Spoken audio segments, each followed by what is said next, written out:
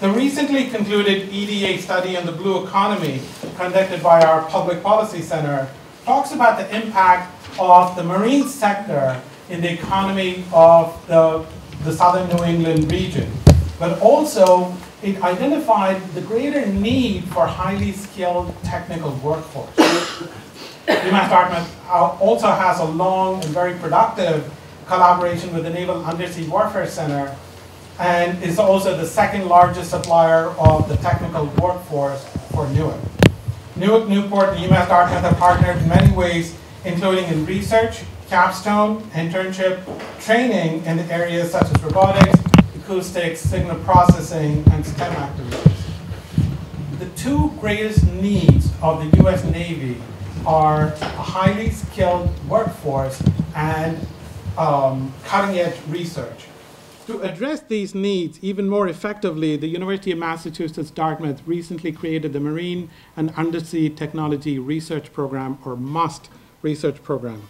Through MUST, UMass Dartmouth will expand our collaboration on technical projects and talent development with the Naval Undersea Warfare Center and regional industry partners as L3, Harris, Ocean Server, Aquabotics, Boston Engineering, Lockheed Martin, and Raytheon, who are all well represented here. More than anything else, I want to thank the faculty and students that will be part of this program as we continue to expand meeting the needs of the US Navy.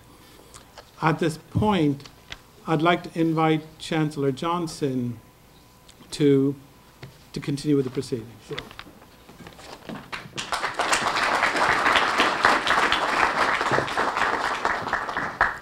So, good afternoon, everyone. This is truly an exciting time. It presents a unique opportunity for the region, for UMass Dartmouth, and for all that we have to offer to this entire community.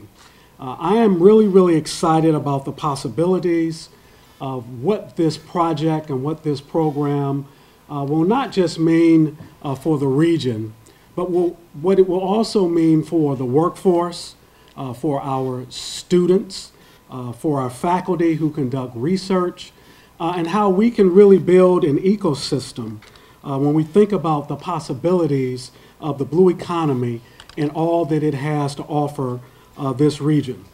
The blue economy is a vital piece of this region's history.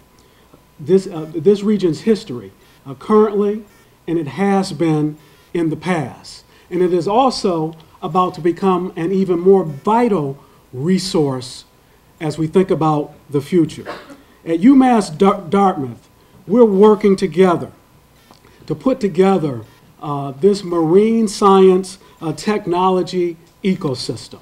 An ecosystem that will provide the opportunity for young people and old people and those people and researchers and scientists and people in the liberal arts to come together to create an ecosystem where UMass Dartmouth and this region will not only be known as the blue economy, but will also be known as the resource for talent development, resources, and job creation in the marine tech science space all over the world. This is our dream, this is our goal, these are the possibilities of what we are about to embark upon today. And it is because of the good work of each and every individual who is here today. Today, we are happy to announce the largest single grant in the history of UMass Dartmouth in the amount of $4.56 million. I'll just say $5 million, if that's all right. Awarded in partnership and via Newark through the Office of Navy Research. Let's give this institution a big hand.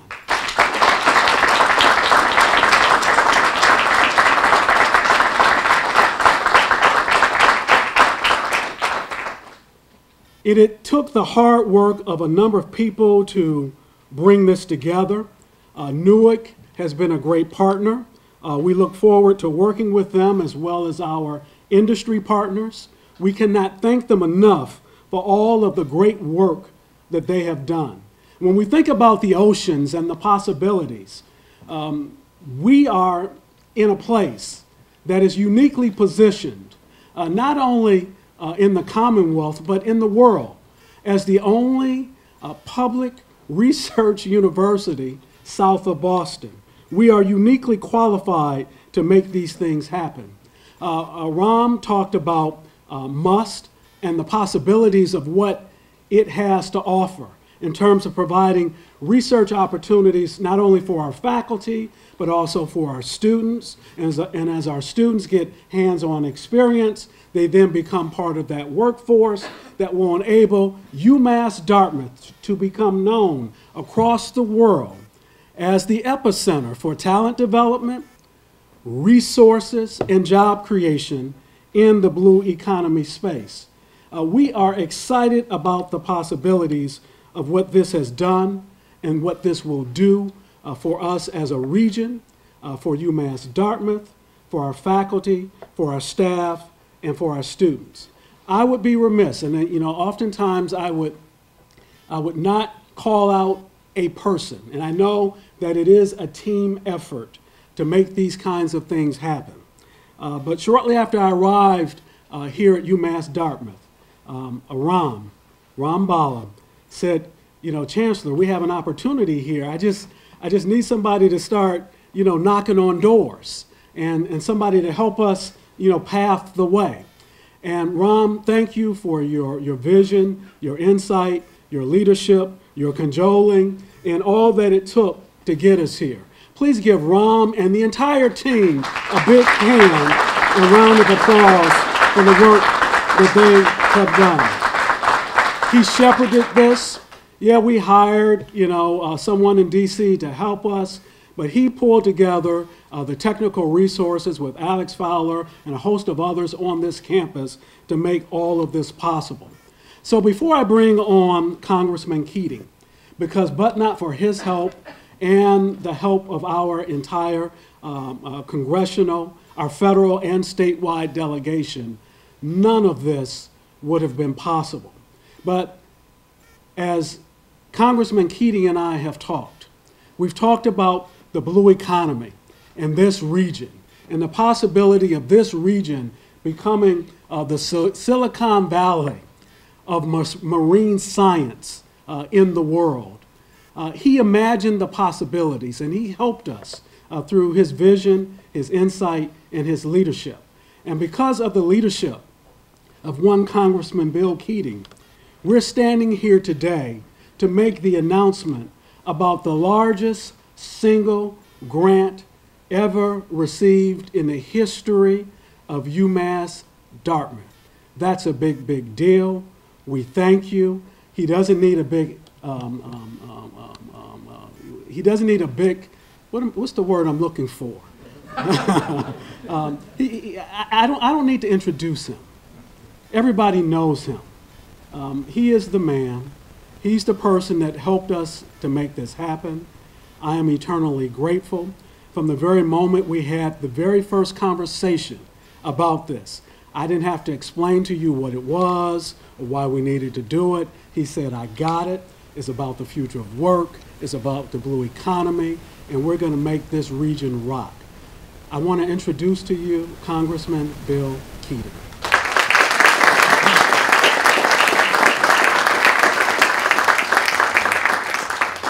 Ram, congratulations. Chancellor, you can imagine, I think the Chancellor understated the fact that when he first came here and we sat down and started talking, and we both like to talk, but more importantly, both of us like to see.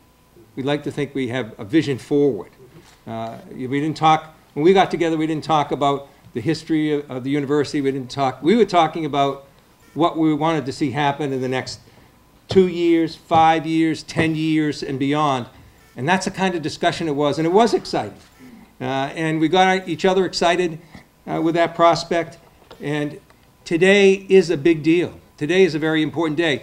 Not just the dollar amount, nearly $5 million, the biggest grant that this university's had, but it's what that is going to do in a very practical sense going forward, because today is about looking forward.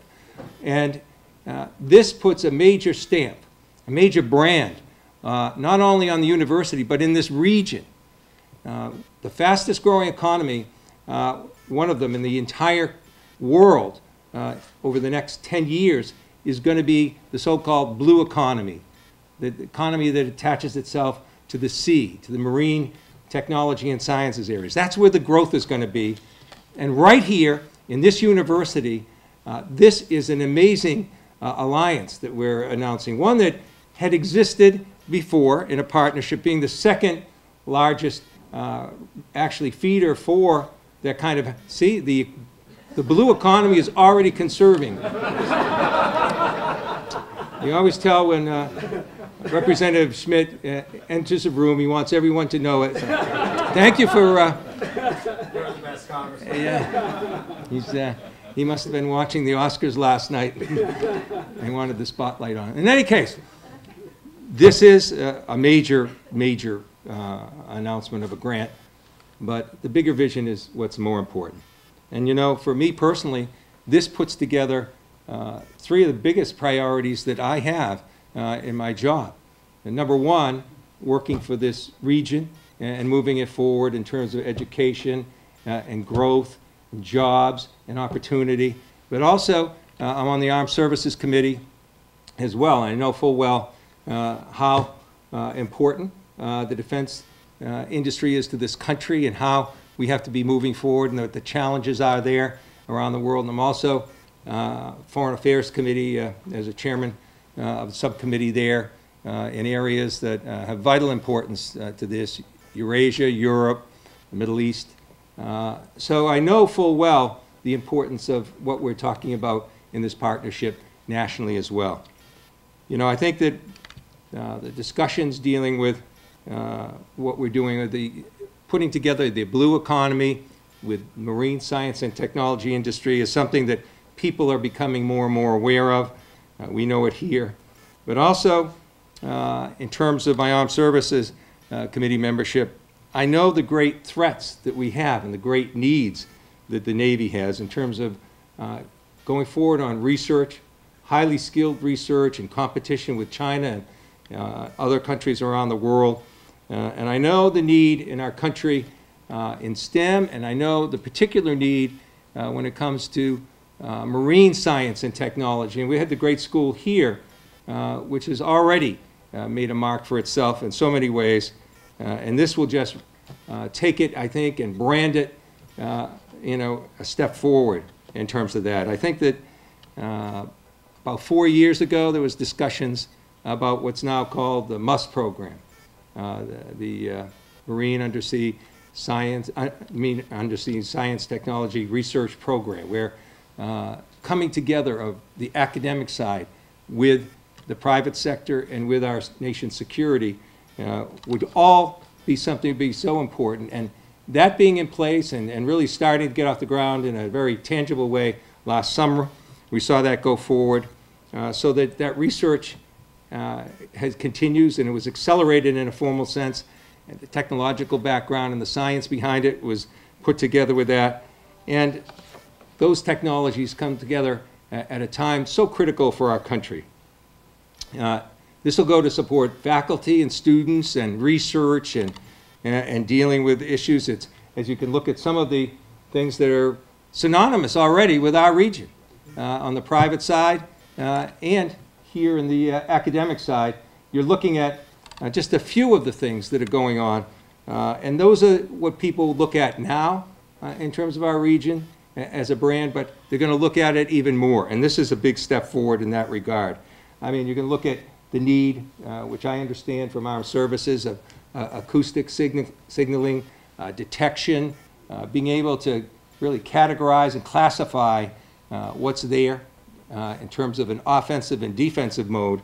And it's something that we're seeing increasing pressure. In some respects, our country, as great as it is in the military, has lagged behind in some of these areas in terms of maybe the quantity of assets attached to the Navy, but not in the quality of that, and in terms of the strike forces and what we put into it.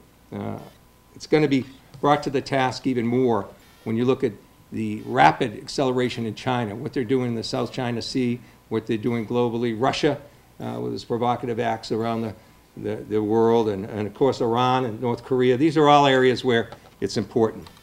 I understand too, from my foreign policy perspective, how important this partnership is going forward, and why today has significance beyond southeastern Massachusetts, but indeed in terms of our nation's security and international issues as well.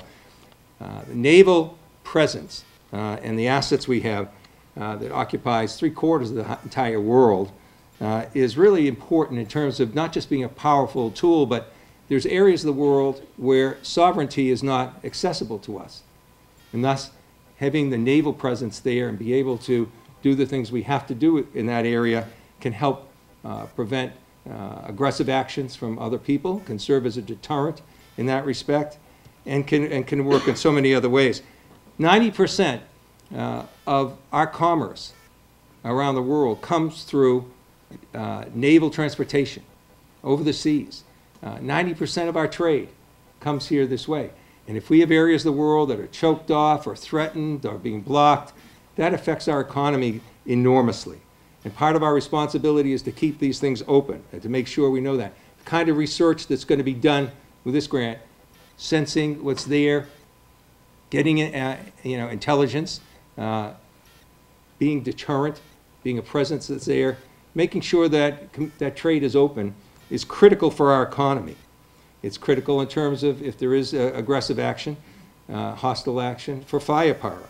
It's also important for any kind of military presence we have on the ground, because you have to be able to get food and fuel and resources to the ground in that place in terms of supply.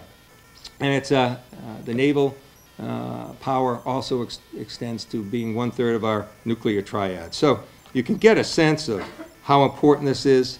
You get a sense of how important this is in very difficult areas of the world where humanitarian aid has to come in. So it has a presence as well in that regard.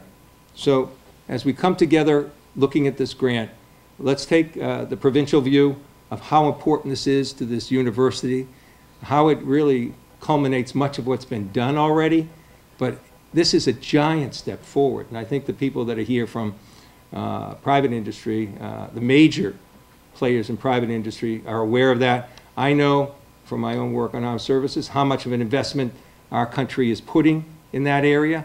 I know how much is there in the private sector as well. And I know that here this will mean jobs, opportunity. It's going to move our economy forward.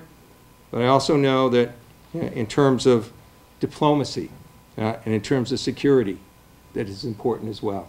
So it's a day where in our corner of the state, we move forward. It's great to have the leadership here.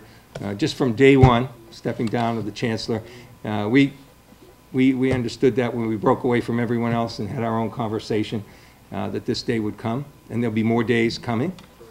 I want to thank my colleagues too.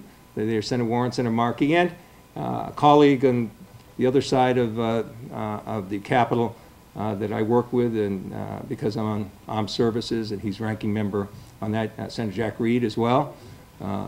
Newport is a part of this. The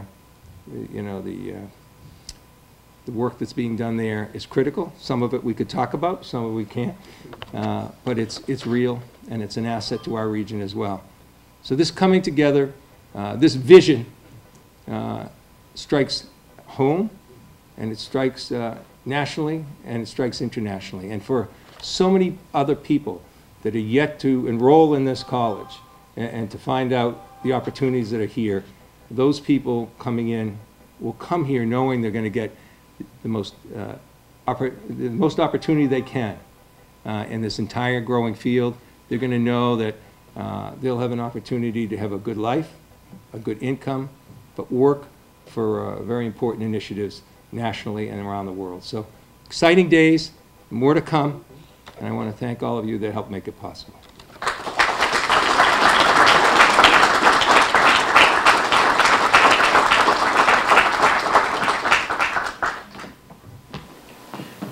We want to thank you all for coming. We can mix and mingle. If you want photo ops, no, I'm just playing with the congressman, you can. This is an exciting day. Thank you all for being here. I know we have a lot of special guests from our delegation and others, but if I start naming one, the one person who I miss will be mad at me, so I'm not going to call out any names. You know who you are. Thank you all so much for being here.